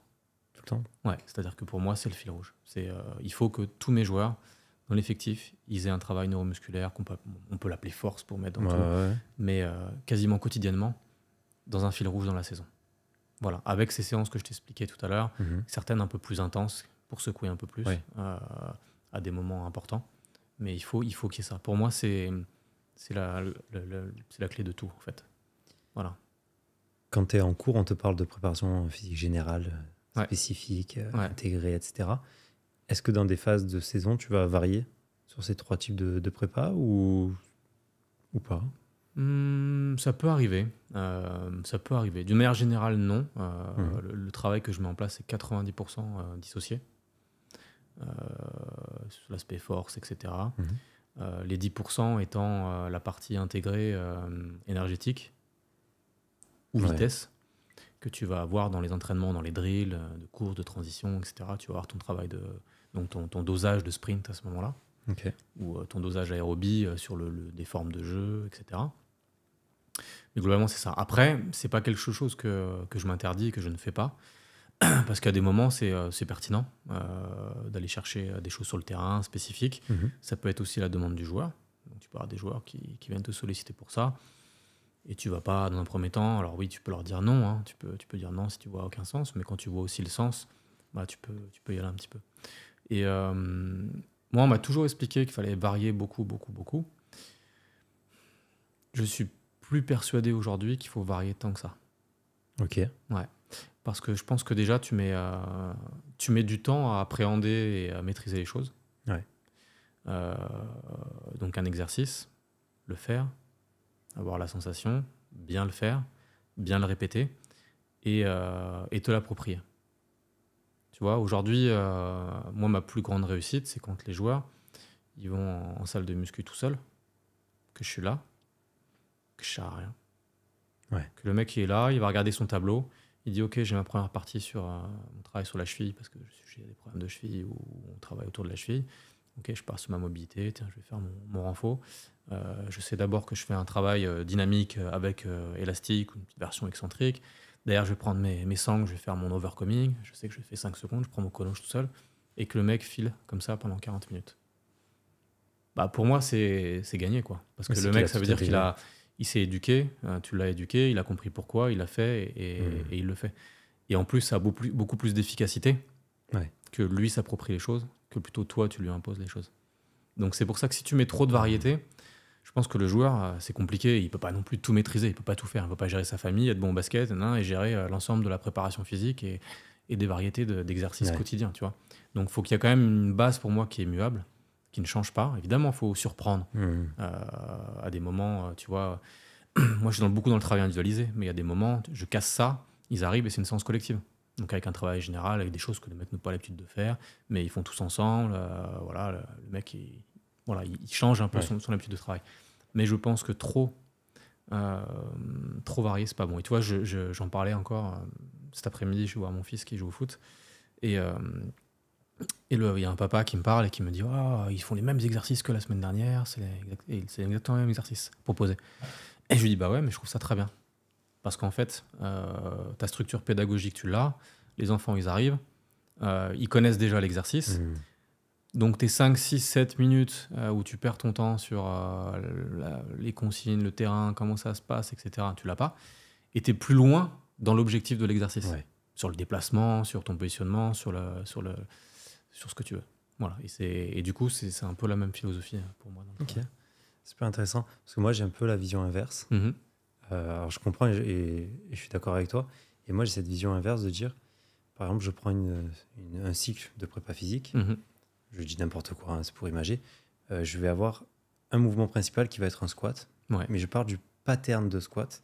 Okay. Et donc, sur la première séance, il va avoir un back squat. Sur la deuxième, il va avoir un goblet. Un autre après un front. Après, on revient sur du back. Et tu vois, j'essaie de varier des sollicitations, même si le pattern reste le même, en me disant, demain, dans sa discipline, il va avoir besoin peut-être à un moment donné de faire un squat avec une jambe posée ici, là, tata. Non, mais c'est pertinent. C'est pertinent. D'être un peu, malléable dans sa forme de corps. Mais effectivement, c'est beaucoup plus compliqué et ils sont rarement en autonomie. Même s'il y a des athlètes que j'ai depuis des années qui le sont maintenant, mais ça a pris un temps colossal par rapport à ce que toi, tu peux avoir. Oui, clairement. Ce que tu dis, moi, ça a complètement du sens, etc. Moi, j'ai l'impression que dans mon contexte et dans mon public, c'est pas là où je veux forcément aller. Même si, ce que tu me présentes, ça a beaucoup de sens et c'est extrêmement intéressant. Mais dans mon contexte, j'ai pas l'impression que c'est là où il faut que j'aille. Mais c'est génial parce que c'est là qu'on se rend compte qu'il n'y a jamais de bonne réponse en fait, dans le prépa physique et dans l'entraînement de manière générale. Bien sûr. J'ai discuté avec Christophe Keller il n'y a pas très longtemps et on discutait un peu de ces variations-là et en fait, tout le monde est un peu d'accord de dire il n'y a pas de bonne réponse, tout peut s'expliquer. Par contre, il faut que tu sois capable de me dire pourquoi là tu as mis ça. Exactement. Et quel est l'intérêt derrière en fait. Exactement. Mais pour moi, c'est la question à laquelle il faut répondre, mais dans tous les domaines de l'entraînement, parce que la préparation physique, c'est de l'entraînement, mais l'entraînement technique, c'est de l'entraînement. Tu peux justifier les choses, mais en gros, c'est avoir ton raisonnement. Pourquoi tu fais ça, en fait ? Exact. Et des fois, j'ai des dialogues avec des coachs qui viennent me demander, qui me disent Manu, aujourd'hui, on fait combien de temps ? Mais je sais pas quoi lui dire, en fait. Mais je dis, en gros, on va partir plutôt de qu'est-ce que tu veux faire ? Quelle est ta philosophie pour aujourd'hui ? Qu'est-ce que tu as envie de voir ? Tu vois, j'en sais rien. Est-ce que tu as envie de voir de l'opposition parce que tu as envie de l'intensité, parce que tu prépares ton match là-dessus ? Est-ce que tu veux voir des choses tranquilles, vraiment placées ? Et à ce moment-là, je vais te donner un rapport par rapport à ça. Mais tu vois, il faut partir de ce que tu veux. En gros, c'est pas moi, si je veux dire on fait 45 minutes, on va pas gagner le match. Plutôt que si on fait 1 heure. Par contre, on veut voir des choses, on va aller chercher des choses. Ouais. Qu'est-ce que tu veux développer ? Voilà. Qu'est-ce que tu veux développer ? Qu'est-ce que tu veux travailler ? Moi, je te dis combien ça peut. Voilà. Tac, on a ça. Déjà, tu as ta ligne directrice. On part de ça. Donc, qu'est-ce que tu veux faire pour ça ? C'est quoi tes exercices ? Donc là, il va me dire, je sais pas, c'est du 5-5 tout terrain. Très bien. Donc, si c'est du 5-5 tout terrain, je vais dire, dans le contexte actuel, on est à 2 jours du match, on n'a pas joué depuis 4 jours. Effectivement, on peut se faire, j'en sais rien, moi, 4 séquences de 4 minutes intenses, sans changement. Voilà. Et comment tu fais pour monitorer ou avoir le feeling sur la quantité de travail à mettre en place ? C'est vraiment par les données ou c'est par l'expérience ? Il y a forcément de l'expérience, ça c'est une évidence. Après, il y a les données, c'est-à-dire qu'on design tous les entraînements, on a tous les drills, donc on sait un peu ce que ça donne, et puis surtout on a une référence, c'est-à-dire qu'on sait ce que c'est un match de basket. C'est-à-dire que sur nos données, on sait ce que le joueur produit en 20 minutes sur un terrain de basket. Donc ça, c'est la référence. Et donc moi, mon idée, c'est d'aller évidemment au-dessus de ça, parce qu'il faut être au-dessus de cette donnée en basket, pas comme au rugby où tu peux pas faire ça, mais dans le basket, tu peux être au-dessus. Pas tout le temps, mais tu peux être au-dessus. Il faut y être. Et donc voilà, avoir une limite haute au-dessus ou naviguer autour de cette référence-là. Ok. Donc en fait, c'est par la connaissance du milieu, finalement, que tu sais où positionner ton curseur. Complètement. Ok. Et c'est là où on se rend compte de l'importance de l'analyse de la discipline, de la tâche, et surtout de l'adapter à sa propre équipe. Parce que chaque équipe, j'imagine, a des styles de jeu physique, pas physique, tactique, etc. Et puis chaque coach a une philosophie d'entraînement différente, tu vois. Tu as des coachs qui vont être hyper statiques. Donc ça veut dire que moi, dans mes contenus, il va falloir que derrière, je sois capable de proposer peut-être des situations, rajouter un peu d'aérobie à certains. Un peu de dynamique pour attraper. Tout dépend. Si tu as un coach qui est très tactique dans l'explicatif, etc., bah, tu joues moins. Tu as des mecs qui sont dans l'énergie, le combat, le machin, tu joues beaucoup. Donc derrière, tu vas faire autrement ta préparation physique. Tu es coach dépendant, tu es joueur dépendant, mais tu es obligé, pour moi, de t'adapter au contexte. Tu peux pas... Et donc, dans cet esprit-là, j'ai l'impression de tout ce que tu nous dis depuis le début, qu'un joueur pro, finalement, il ne fait que maintenir son niveau. Ou est-ce qu'il arrive à le développer? Non, il peut effectivement le développer. Tout dépend du certain niveau. Si je te prends des joueurs qui arrivent et qu'on va mettre sur un travail de renforcement quand même très régulier et intense, qu'il ne l'a jamais fait auparavant, il va progresser. Tu vois, j'ai des joueurs qui sont arrivés, qui avaient des cycles de travail, qui dans la semaine faisaient une séance de muscu par semaine. Voilà, parce que c'était des semaines type, tu vois, clac. Là, le fait d'arriver à potentiellement mettre dans le microdosing quotidiennement un travail sur les jambes. Tu arrives quand même à développer un petit peu par la fréquence. Là, il a évolué. Il est plus fort. Et tu as les données, c'est-à-dire que c'est quelqu'un qui produisait, par exemple, je dis n'importe quoi, 3 sauts intenses par entraînement ou par match, qui maintenant va en produire plus, qui va le répéter régulièrement. Tu vois cette progression. Mais après, tu vas m'amener un joueur, tu vas me dire, à la fin de saison, il faudrait qu'il court plus vite. Je vais te dire, quand tu connais les exigences pour améliorer ta vitesse ou améliorer certaines qualités, il y a Pinocchio qui va te dire pas de problème. Et moi, je vais te dire, j'y crois pas. Ouais. Par contre, le basket te permet, parce qu'ils ont des temps de repos quand même très élevés l'été. Les années, quand ils sont pas internationaux, ils ont quand même bien 1 mois et demi, 2 mois de repos. Tu peux bosser à ce moment-là. Tu peux aller sur des points précis. Donc en fait, j'exagère, mais c'est pour bien comprendre. C'est-à-dire qu'en gros, en centre de formation, c'est là où tu vas développer toutes tes qualités athlétiques. Et quand tu arrives en pro, tu les maintiens et tu développes très lentement, quoi. Exactement, tout à fait. Okay. C'est la clé, c'est de toute façon comme tout, c'est le travail qui est fait chez les jeunes. Ça, c'est une évidence. Et donc, petite analogie, il vaut peut-être mieux rester 1 an ou 2 de plus en centre de formation plutôt que d'être recruté pro ou pas? Parce qu'on sait que le rêve des gamins qui sont en centre de formation, c'est de signer. Ouais, oui et non. C'est vrai que c'est un truc, c'est très bâtard parce que le niveau de jeu, c'est plus intéressant à amener un gamin de plus être dans le centre de formation. Parce que sur le terrain, tu vois des garçons qui sont ultra dominants, et des fois simplement par des qualités athlétiques, et qui ont besoin de se confronter à de la difficulté pour évoluer et développer d'autres choses. Donc, tu as tendance à dire il faut aller voir au-dessus. Limite, des fois, nous, des gamins, on aime bien les mettre, tu vois, en National 1 où tu vas te faire bastonner parce que tu vas avoir des difficultés.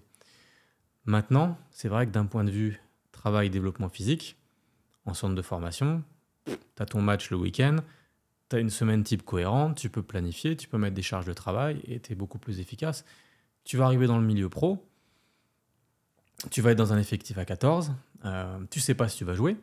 Donc moi, préparateur physique, je vais pas t'exploser la tronche avant le match parce que je sais pas si tu vas jouer. Il faut que tu sois performant sur le terrain.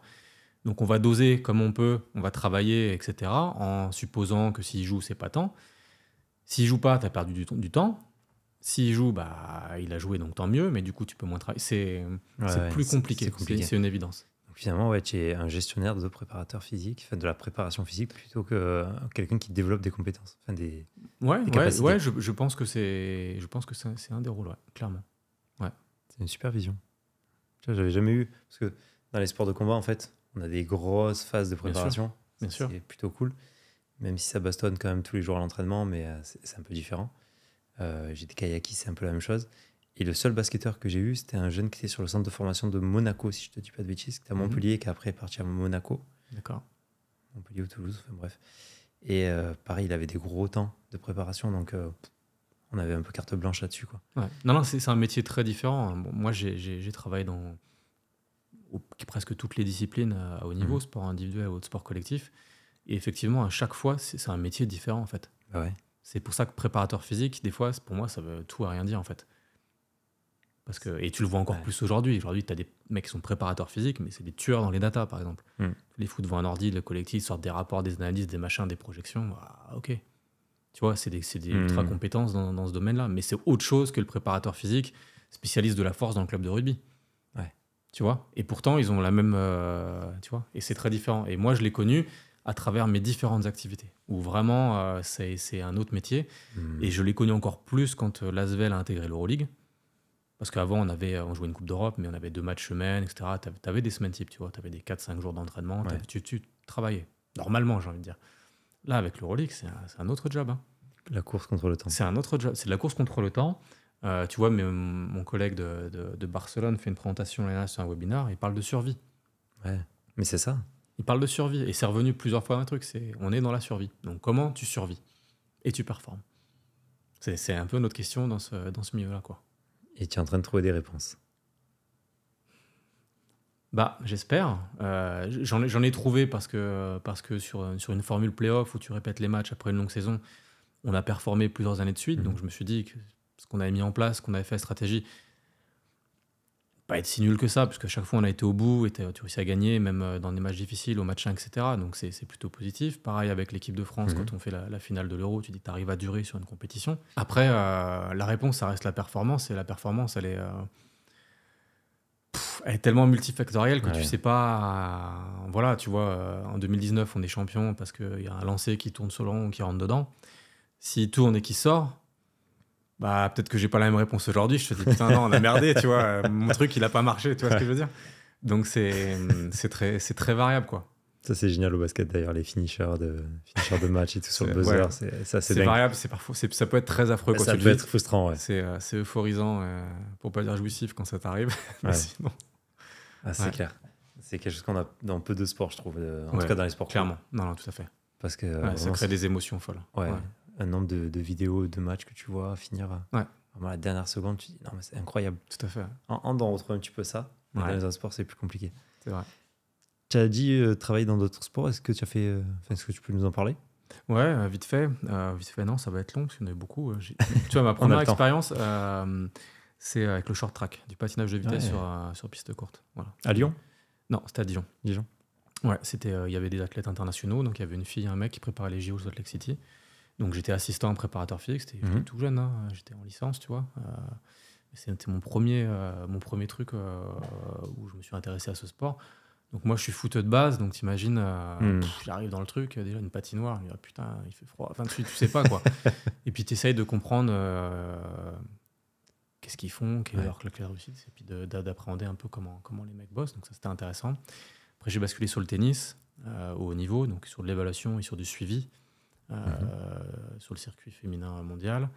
Après, il y a eu du basket, évidemment. Entre-temps, j'ai fait un mec qui faisait du VTT au niveau national, où, tu vois, c'était pas un niveau professionnel, mais je me suis éclaté parce que le gars, hyper investi dans sa prépa, t'imagines bien.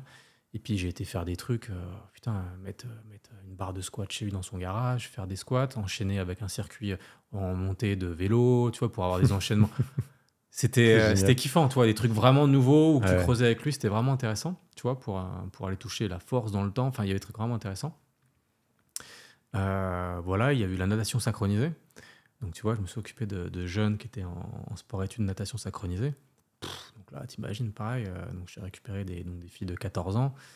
Donc, t'as tout, là, t'as l'adolescence, t'as le côté fille, et t'as le côté natation synchronisée. C'est quoi? Et puis, tu te rends compte que c'est des vrais athlètes, qu'il y a vraiment des choses intéressantes à aller faire sur l'aspect gainage. Enfin, c'est vraiment... ça te bouscule, quoi, un petit peu. Donc voilà, j'ai même entraîné un arbitre, qui est arbitre professionnel en foot. Et ça, on n'y pense pas beaucoup, mais je cherche quelqu'un justement qui entraîne des arbitres. Ouais, bah, c'était aussi très intéressant. Et voilà, comprendre qu'est-ce qu'il fait, finalement, quelles sont ses exigences, etc. Et développer avec lui. Après, j'ai eu le handball, donc là, on reste dans le sport collectif. Évidemment, le foot, ça a été mon leitmotiv, donc j'ai eu pas mal d'expériences, on va dire, très, très ponctuelles. Mais j'ai même basculé dans l'entraînement, où j'ai pris en charge une catégorie en sport-études de 14-15 ans pendant 3 saisons. Et ça a été d'une richesse humaine forte. C'est un truc qui m'a, je pense, le plus fait vibrer, d'avoir des jeunes enfants de 13, 14, 15 ans que tu vas recruter, parce que c'est un club professionnel de Ligue 1, donc tu vas quand même les recruter dans le département, donc rencontrer les parents, faire des démarches, les mettre en internat, enfin tu sais, il y avait quand même une démarche de haut niveau. Les suivre scolairement, parce que tu es au conseil de classe, tu suis les problématiques, les problèmes, les trucs, tu vois.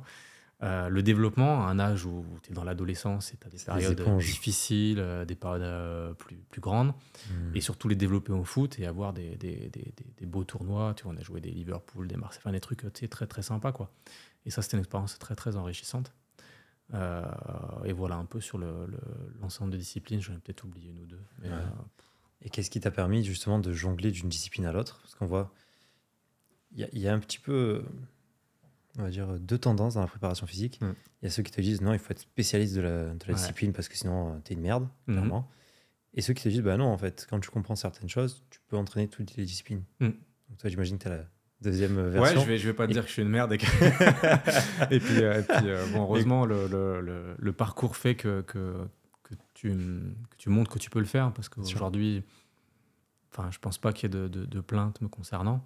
Même si évidemment tu fais toujours des erreurs et tu fais des choses moins bien que d'autres, mais pas de plainte à ce niveau-là. Et je pense, pour moi, c'est une richesse.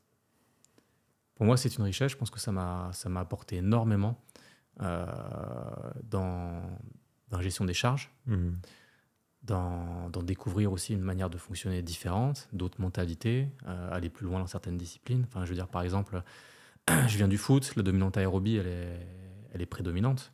Donc, tu imagines que déjà, moi, en tant que joueur de foot, j'ai mangé du travail intermittent énorme. Ensuite, je suis arrivé à l'université, j'ai mangé du Georges Gacon, donc j'ai mangé de l'intermittent au taquet. Donc, je ne suis pas devenu spécialiste mondial du travail intermittent, mais je maîtrise quand même le travail intermittent. Bien sûr. Donc, ce qui veut dire qu'après, quand tu vas dans le basket, quand je suis arrivé dans le basket, c'est que j'ai mis en place en 2006 le travail intermittent, même un peu avant. Ils n'en avaient pas trop fait des travails intermittents, tu vois, des choses organisées avec des vitesses adaptées, des courses. Enfin, tu vois, c'était un peu. C'était le début un petit peu des prémices là-dedans. Donc, c'est des choses qui t'apportent là-dedans. Et de la même manière, quand dans le hand, ça m'a permis aussi de travailler notamment sur la force, Ouais. et vraiment un niveau fort. Et je me suis aperçu qu'une séance de force max sur un mouvement me permettait rien qu'une fois par semaine Mhm. de maintenir cette force max-là. D'accord. Donc c'est en possession ondulatoire. Donc c'est quelque chose, moi, je savais pas, en fait, tu sais pas trop, tu vois. Mhm. Mais on l'a fait, on l'a mesuré, tu vois, on l'a fait, et les mecs n'avaient pas de régression sur leur force max. Donc tu vois, je me suis dit, ok. Donc déjà ça, tu l'intègres et tu te dis, tu vois, dans le basket, le basketteur, tu te dis, si tu as ta séance de force max dans la semaine, tu peux te dire, potentiellement, comme tu as déjà vécu, qu'il ne va pas perdre sa force max à ce niveau-là. Donc voilà, il y a plein de choses. Donc après, c'est de la curiosité aussi. Je pense que c'est aussi du sens de l'analyse. Et ça, c'est peut-être, je ne sais pas si c'est inné ou si c'est quelque chose que tu as ou que tu n'as pas. Mais effectivement, il faut quand même l'avoir.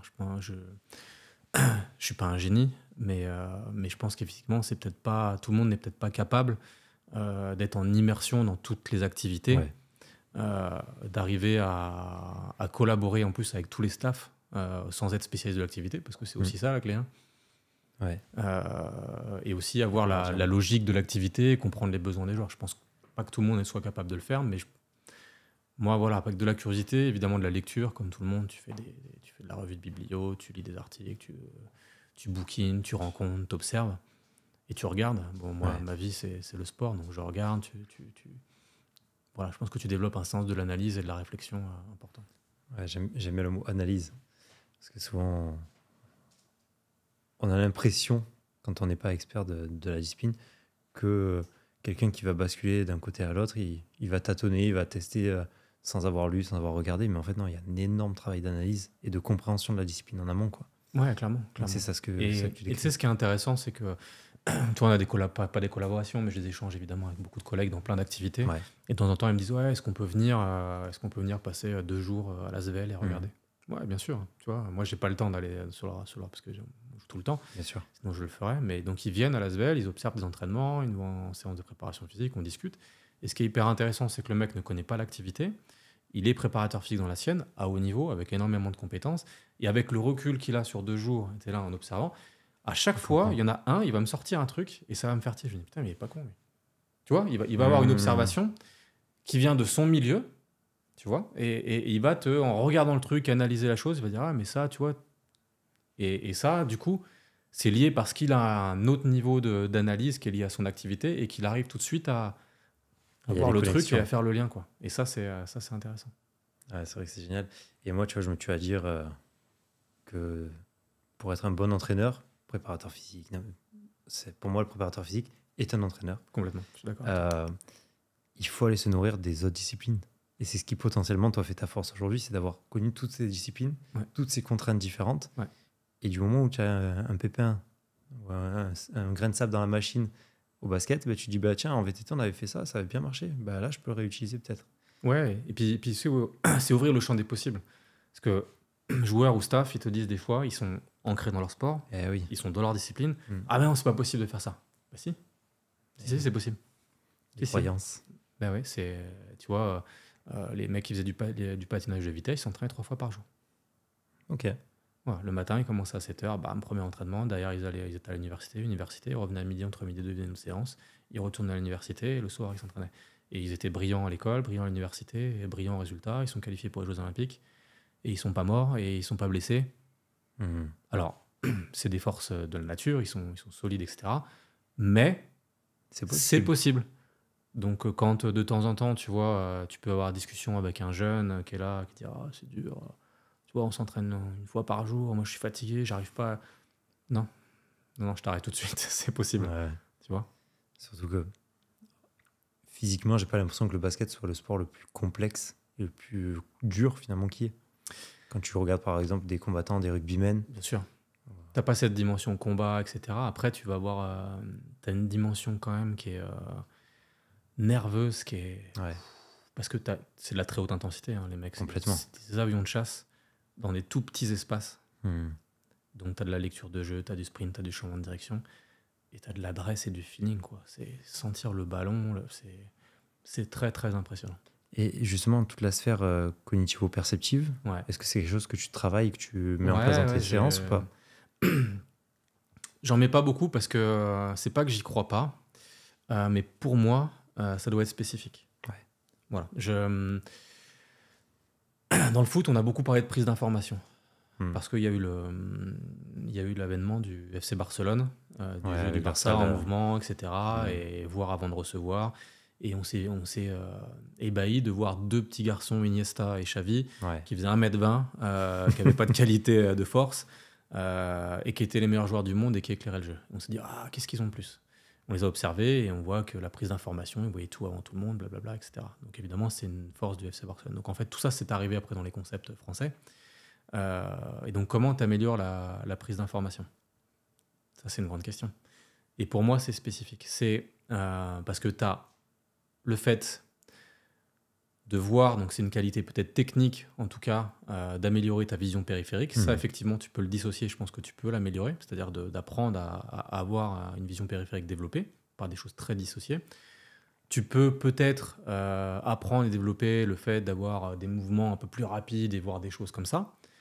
Très bien, mais le plus important, c'est le traitement de l'information. Et le traitement de l'information, ce que tu vas en faire, d'ailleurs, c'est une anticipation de ce qui va se passer. Donc, quand tu vas voir là, ou que tu vas voir dans ta vision périphérique un défenseur, etc., qui bouge de telle manière, tu vas anticiper ce qui va se passer, en fait. C'est pas un réflexe. Enfin, je veux dire, quand le ballon arrive, etc., c'est pas un réflexe que tu fais, c'est ton corps, il anticipe les choses. Il anticipe. Les gardiens de handball, je me rappelle très bien, on en avait un à Dijon qui était très très fort, qui était un des meilleurs gardiens français, parce qu'il était champion de France avec Montpellier, etc. longtemps. Et un jour, on le teste sur les diodes. Il est nul. Il est nul.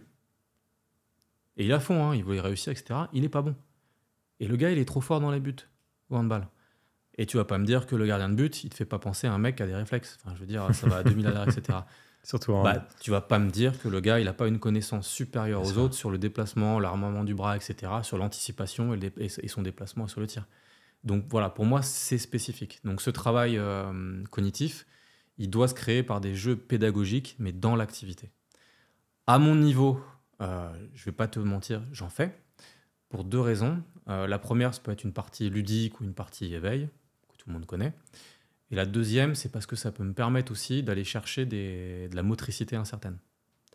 Donc par exemple, on a un exercice clé qu'on fait tout le temps, c'est un carré avec 4 potes de lumière, et puis tu peux jouer sur des formes, des lettres, tu peux trouver tous les trucs possibles, imaginables. C'est ludique, mais en même temps... En double tâche. Tu vas imposer à ton joueur un déplacement incertain et donc des changements de direction intenses avec incertitude. Et donc, du coup, tu vas pouvoir corriger l'aspect moteur, l'aspect déplacement et avoir ce truc-là. Donc, je l'utilise un peu comme ça. Ok, ouais, super intéressant. Parce que j'ai reçu Laure Fernandez, qui est une chercheuse en neurosciences, qui est spécialisée là-dedans, et qui, elle, cherche avec les joueurs qu'elle encadre, les staffs qu'elle conseille, les fédés qu'elle conseille, de générer au maximum d'incertitudes dans tous les domaines. Elle nous disait qu'elle utilisait beaucoup les Fitlight et compagnie. Donc, voilà, je ne me fais pas encore moi d'avis parce que je n'ai pas assez travaillé dessus. J'ai fait quelques essais quand j'avais mon centre. Personnellement, je n'avais pas été convaincu. Vraiment pas convaincu, à part pour l'aspect ludique. C'est-à-dire que aujourd'hui, tu vois, on va faire justement un échauffement avec tes Fitlights, on va te faire un courir à droite à gauche, c'est rigolo, ça t'amuse, ça change un petit peu. Bien sûr. Mais je n'avais pas encore trouvé d'intérêt. Et j'ai un des boxeurs que j'encadre aujourd'hui, son entraîneur lui fait travailler. J'attends de voir, il est en cours là, donc j'attends de voir sur les prochains combats, les prochaines échéances, si ça l'aide ou pas. Ouais. Aujourd'hui, sur les données que j'ai, mais c'est un sujet ultra intéressant. Ouais. C'est un sujet ultra intéressant, mais comme tout à notre époque, il y a derrière une notion commerciale qui rentre vite en jeu. C'est clair. Et donc tu sais jamais, puis un effet de mode, etc. Donc toujours pareil, pourquoi on le fait? Exactement. Voilà. Et qu'est-ce qu'on pense améliorer, comment on peut l'améliorer. Et c'est pour ça le dialogue avec Laure, qui est vraiment une personne brillante, elle me disait, le problème qu'on a aussi aujourd'hui, c'est que c'est des balbutiements. Donc, est-ce que je fais 5 séries de 30 secondes sur les Fitlight, de 1 minute, de 10 minutes? Qu'est-ce qu'il faut pour que ça fonctionne? Et donc, aujourd'hui, oui, on avance à tâtons et on attend de voir dans le futur. J'avais trouvé un truc très intéressant, ça me fait penser à ça dans ce que tu dis. Il y a très longtemps, 2014, je suis parti une journée ou deux au Stade Toulousain. Et le préparateur physique, donc à l'époque, c'était le NeuroTracker, qui était très à la mode. Ouais, avec des balles. Donc, on l'utilise toujours un petit peu pour les commotions, etc. Mais lui, l'utilisait sur un test de fatigue cognitive. Ok. Et j'avais trouvé ça extrêmement intéressant parce que tu vois, dans toutes les fatigues qu'on mesure, la fatigue cognitive, c'est quelque chose qu'on laisse de côté un peu. Qu'on laisse un peu de côté. Carrément. Et pour moi, elle est fondamentale. Mais j'ai pas encore la solution, j'en sais rien, peut-être un jour on trouvera. Comment arriver à la mesurer ou tout du moins avoir un feeling par rapport à cette... Et ce truc du NeuroTracker, j'avais trouvé très très intéressant. Et quand j'étais rentré, le manager général m'avait dit alors, t'as pris des idées, où on veut aller? Je dis écoutez, moi, cette salle-là, je veux une salle toute noire avec la projection du NeuroTracker et je veux que tous les matins on teste. On l'a jamais fait. Hein. Mais j'étais rentré, j'étais convaincu, je m'étais dit ça c'est intéressant. Ouais. Et la fatigue cognitive au basket, tu vois, on en parlait, c'était pas dur, mais elle existe énormément parce que t'as de la pression, de l'engagement, etc. Et tu dois prendre des décisions très rapides. Donc si t'as une fatigue un peu cognitive, forcément, tu es altéré sur tes prises de décision. Et tu rajoutes des déplacements à ça. On en revient à ça, mais ça joue beaucoup. Ouais. Ok, super intéressant. Est-ce qu'il y a des choses particulières que toi tu mets en place que certains autres prépas de l'Euroleague ne mettent pas en place? Je sais pas. Ouais. Non, je sais pas. Je pense, alors là, c'est une colle que tu... C'est une bonne colle. Hein. Ouais, c'est une colle. J'ai pas l'impression de faire des choses extraordinaires. Donc je me dis que potentiellement, les gens font à peu près comme moi. Après, peut-être pas au même moment, de la même manière, ou pour les mêmes joueurs. C'est peut-être là où se fait la différence. Mais j'ai pas l'impression d'avoir un truc, tu vois, d'avoir une arme secrète dans mon travail physique, quoi. Et ton rapport aux joueurs? Est-ce que tu es super proche d'eux, très éloigné? Comment est-ce que tu gères un petit peu? J'ai beaucoup progressé. Ouais, c'est-à-dire? Ouais. Bon, j'ai jamais eu non plus de problème, hein, mais ça s'est toujours très bien passé. De toute façon, si ça se passe mal, tu peux pas durer dans le métier. Mais j'ai eu quelques moments où je me suis remis en question. Je me suis dit, t'es pas dans le bon rapport avec le joueur. Au début, effectivement, t'es jeune. Donc ton rapport avec le joueur, il est différent. Quand j'ai commencé en milieu pro, j'avais 24, 25 ans. T'as des mecs qui en ont 28 ou 32. Où t'es proche des gamins de 20 ans. Ouais. Donc t'es là, t'es à ta place, tu fais ton truc, mais tu sais très bien qu'il va y avoir des rapports différents. Voilà, ton rapport aux hommes, il est différent. Donc tu le gères. Après, tu vieillis, hein, malheureusement. Ou heureusement. Heureusement. En tout cas, tu vieillis et tu changes. Et il y a un moment donné où j'ai été un peu dans le rapport de force.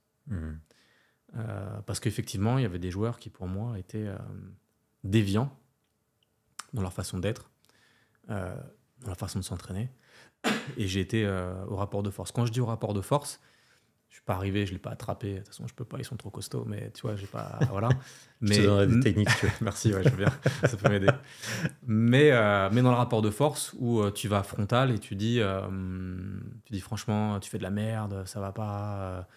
Tu es tout de suite très négatif et voilà. Et les réactions n'ont pas été toujours très bonnes et ça n'a pas simplifié derrière mes échanges et mes rapports avec les joueurs. Ça m'a pas mis en difficulté, mais tu vois, c'est des choses que je regrette et que j'aurais voulu faire différemment. Et j'ai un peu changé, où j'ai un rapport assez proche, mais beaucoup dans le dialogue, dans le questionnement, et en essayant d'être un peu subtil par des questions pour aller titiller le point qui m'intéresse. Mais pas être dans l'affrontement. Ok. Donc, par exemple, tu as des joueurs qui arrivent, des joueurs, ils ont leur routine, qu'ils font depuis des années, etc. Des fois, c'est bien, des fois, c'est très con. Donc, toi, tu as envie de te dire, il faut que je change ça comme ça, quand même, hein, parce que c'est quand même pas très cohérent dans ce qu'on va faire, etc. Tu vas pas arriver devant le gars et lui dire, écoute, ce que tu fais depuis 10 ans, Ça, c'est de la merde. c'est quand même pas terrible. Tu vois. Donc, tu vas être dans le questionnement, tu vas commencer à, c'est intéressant, mais pourquoi tu le fais? Enfin, tu vois, il va te faire un premier retour. Le jour d'après ou 2 jours après, tu vas dire, ok, mais tu vois, ça, quand tu me dis que tu fais ça, mais là, quand tu fais ça, en fait, tu touches pas cette partie-là, tu touches pas ce muscle-là, ou t'as pas la bonne amplitude, parce que etc. Enfin, donc peut-être qu'on pourrait travailler comme ça, ou tu vois, enfin, un peu plus dans ce truc-là. Et tu es devenu meilleur communicant, quoi. Ouais, je pense. Et je suis assez proche d'eux. Ça ne nous empêche pas qu'on se dit tout. C'est-à-dire que quand ça va pas ou quand je suis pas content, je le dis, mais je le dis d'une autre manière. Et voilà, j'essaye d'avoir ce rapport-là et d'être en fait quelqu'un qui va être dans une posture vis-à-vis d'eux, d'être quelqu'un qui va les accompagner. Et j'ai envie surtout que eux, quand ils me regardent, ils voient pas un mec qui va leur casser la tête, bien que je vais leur casser la tête, mais qui va être un mec qui peut les aider. Tu vois. Donc c'est pour ça j'ai besoin de les comprendre, de m'adapter aussi à eux, à leur rythme, à leur vie, etc. Accepter quand le mec, je sais, il arrive et ça arrive et il est sorti la veille, il est alcoolisé, etc. Pas péter les plombs, tu vois. Accepter, discuter avec lui, machin, blabla. Et puis par contre, dès le lendemain, repartir au travail, on disait, bon, par contre, tu me l'as fait hier à l'envers, aujourd'hui on y va, on travaille bien. Enfin, avoir un rapport un petit peu différent. Ouais. Ok, super intéressant. Ça fait quasiment 1h30 déjà qu'on est là. Ah, un popote. Hein. Pardon. Et est-ce qu'il y a quelque chose que tu aimerais aborder qu'on n'a pas encore abordé? Je sais pas, l'entraînement des jeunes, c'est quelque chose moi qui me parle. Je te dis, j'ai eu une expérience chez des jeunes, notamment entre 13 et 15 ans. J'avais écrit un article à l'époque par rapport à ça. Donc ça remonte, hein, c'était au balbutiement. On voyait les premières études, notamment canadiennes, sur le développement à long terme. On parlait d'hyperspécialisation hâtive, etc. Et c'est quelque chose vraiment qui, moi, m'avait vraiment tilté. Où je trouve qu'on s'entraîne pas bien et c'est pas bien ce qu'on fait. Voilà, pourtant on a des résultats dans les sports collectifs, etc. Mais tu vois, je trouve qu'on s'entraîne pas bien, que c'est trop et trop tôt. Donc en gros, moi j'étais parti d'un principe assez simple, c'est de se caler évidemment sur le développement de l'enfant, sa croissance, etc. Ce qui est assez difficile, et son rythme de croissance. Donc être capable de t'adapter à un gamin qui à 13 ans a déjà eu son pic de croissance avec un autre qui l'aura peut-être à 15 ans. Ce qui est difficile structurellement dans l'organisation. Mais déjà avoir des contenus différents par rapport à ça, donc ça veut dire des mesures, etc. régulières sur le développement de l'enfant. Mais c'est surtout le développement de l'enfant par justement par d'autres activités. Ouais. Moi, c'est venu d'une réflexion simple, c'est de voir des joueurs, des joueuses, notamment dans le tennis, parce que comme j'ai touché au milieu du tennis, je me suis vite aperçu que tu as des jeunes qui, à 13-14 ans, sont extrêmement dominants, et en fait, à 17-18 ans, les mecs, ils ont plus faim, ils sont cuits, ils ont des blessures, enfin, il t'arrive tout. Mais si tu arrives à développer ton athlète pour sa discipline, parce que c'est bien l'objectif, à travers d'autres disciplines. Donc il y a eu cette observation, notamment dans le tennis ou dans le foot, etc. Mais il y a une autre observation, c'est dans le basket. Un sport américain, très, très américanisé. Nous, en France, on récupère des joueurs américains. Les mecs, ils arrivent, je suis désolé de le dire, mais c'est des avions de chasse athlétiquement.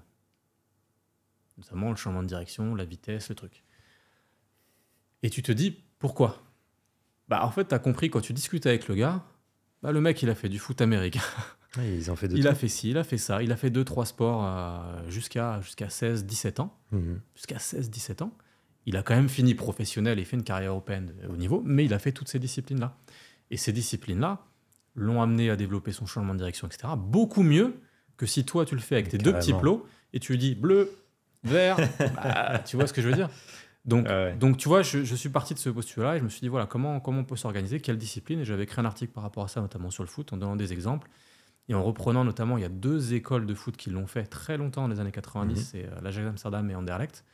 Tu as des vidéos sur YouTube que tu peux trouver, tu as même une VHS que j'ai, parce que je suis un vieux, donc une VHS de l'Ajax Amsterdam, où les gamins font de la gym, ils font de la danse, de la chorégraphie, ils font un panel, ils font du judo, ils font un panel d'activités qui vont chercher à développer un point précis des qualités physiques que tu vas développer par le jeu, par l'amusement, et tu vas pas mettre de la monotonie et tu vas aller chercher des contraintes très très différentes. Tu vois. Je vais pas te faire une leçon, tes appuis en judo vont être différents que tes appuis au foot. Il vaut mieux. Tu vois. Mais du coup, tu vas aller chercher des angles différents, des choses, donc tu vas renforcer ton gars. Si tu es tout le temps dans la même chose, le jour où tu es un peu fatigué et que tu changes un peu ton appui, mais ton muscle, il est pas prêt à ça. Ouais. Et tu es mort. Et donc, du coup, c'est ça qui me gêne. Et comment ça se fait qu'en France, les centres de formation, je pense qu'il y a des gens qui ont notre réflexion, parce que je partage son point de vue. C'est pour ça que ça m'a fait sourire, parce qu'on en parlait tout à l'heure, justement avec un collègue. Et donc là, tu rabordes un truc, je regarde, je fais tu vois, ça rappelle notre discussion. Comment ça se fait que les centres de formation, et je pense qu'il y a quand même pas mal d'entraîneurs qui sont un peu éveillés à ça. Bien sûr. Grâce aux travaux, je pense à Sébastien ou à Nathalie, qui font que on est au courant de tout ça. Comment ça se fait que un centre de formation en foot en France ne s'amuse pas à faire du tennis, du golf, du judo, de la danse à ces jeunes, quoi. Pour moi, c'est le système qui a un problème. Et de la même manière que je rebondis sur ça, pourquoi aujourd'hui, dans le foot, avec des staffs hyper développés, hyper compétents, parce que les mecs, ils sont hyper compétents, machines, tu les connais, c'est trop costaud, t'arrives à avoir autant de problèmes et autant de pépins. C'est pas que tu t'entraînes mal ou quoi que ce soit, mais c'est qu'il y a un problème dans le système. Et pour moi, le système, et le système en France, chez les jeunes, on veut gagner les matchs. On veut gagner les matchs. Donc le coach qui veut gagner les matchs, il veut ses meilleurs joueurs, il veut s'entraîner pour gagner. Les biais de sélection. Donc quand tu vas lui dire, je t'enlève une séance et je te mets de la gym ou... il va te dire non, moi j'ai mon 4-4-2 préparé. Bien sûr. Tu vois. Et tu peux pas lui en vouloir. Mais je pense que c'est le système. Et en gros, si tu changes le système, je suis très utopique. Mais si aujourd'hui, parce que le nerf de la guerre, c'est avancer, c'est avoir des rémunérations plus fortes, c'est avancer, c'est d'évoluer dans ton milieu professionnel, donc te valoriser. Donc aujourd'hui, c'est par le résultat, faut pas être naïf. Si le résultat qui est valorisé, c'est différent, c'est comment ton jeune il évolue, s'il signe un contrat pro, combien d'années de carrière il fait. Tu vois, j'en sais rien, des trucs rétroactifs, c'est complètement utopique, c'est peut-être certainement infaisable. Mais tu vois, si tu sens ce système-là, tu vas changer la manière dont tu apprends les choses, à mon avis. Parce que tu vas te dire, OK, pour arriver à ça, qu'est-ce que je dois faire ? Et tu vas dire, c'est pas ça qu'il faut faire. Il faut qu'un centre de formation dise, nous, on fait l'essai, qui cartonne, et qui coule tous les autres, qui force. Mais il faut aussi que les gens que tu vas mettre en place qui vont faire ça, ton coach U18, il faut pas que tu le vires l'année d'après parce qu'il a perdu 3 matchs importants. Il faut que tu dises, non, c'est un projet de long terme, je te signe sur 6 ans, avec des bonus si tu as 4 ou 6 joueurs qui finissent un contrat pro chez nous, et avec un bonus rétroactif 3 ou 4 ans après, si le mec il a fait 3 saisons complètes, tu vois, j'en sais rien. Mais en gros, tu lui dis, voilà, toi, ton objectif, c'est pas de gagner ton match du week-end contre je sais pas qui, c'est d'amener le gamin et qui performe plus tard, et qui peut-être aussi performe pour l'équipe de France plus tard ou autre. C'est le dilemme performance-formation. Exactement. Je reçois bientôt quelqu'un. Je t'en parlerai après. Secret.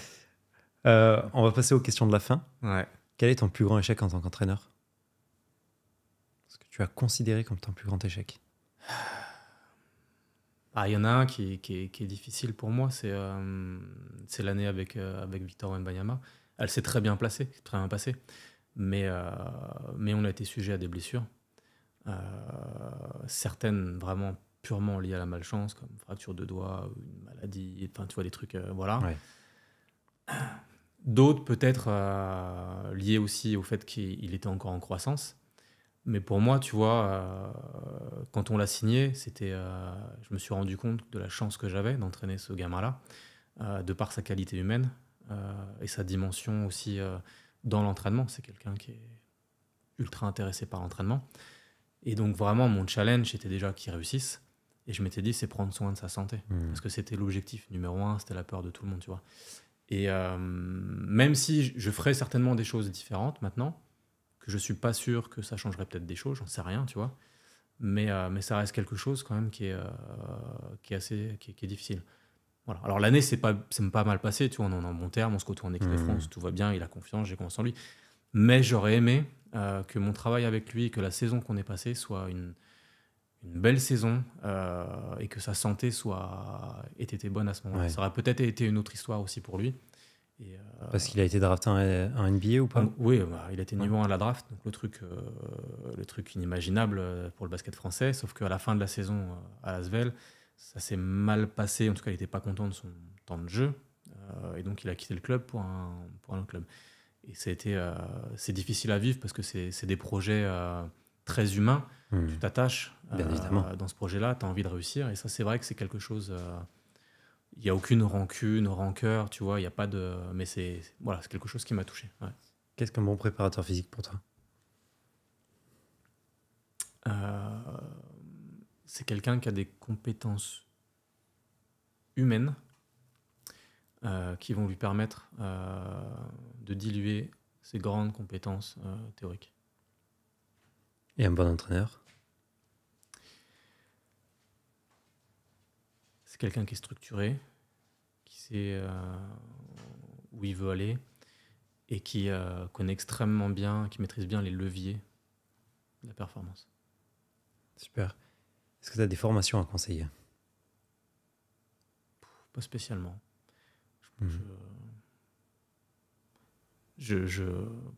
Le conseil, c'est de se former. C'est le plus simple. Moi, je suis en formation continue depuis la fac et je continue d'être en formation continue.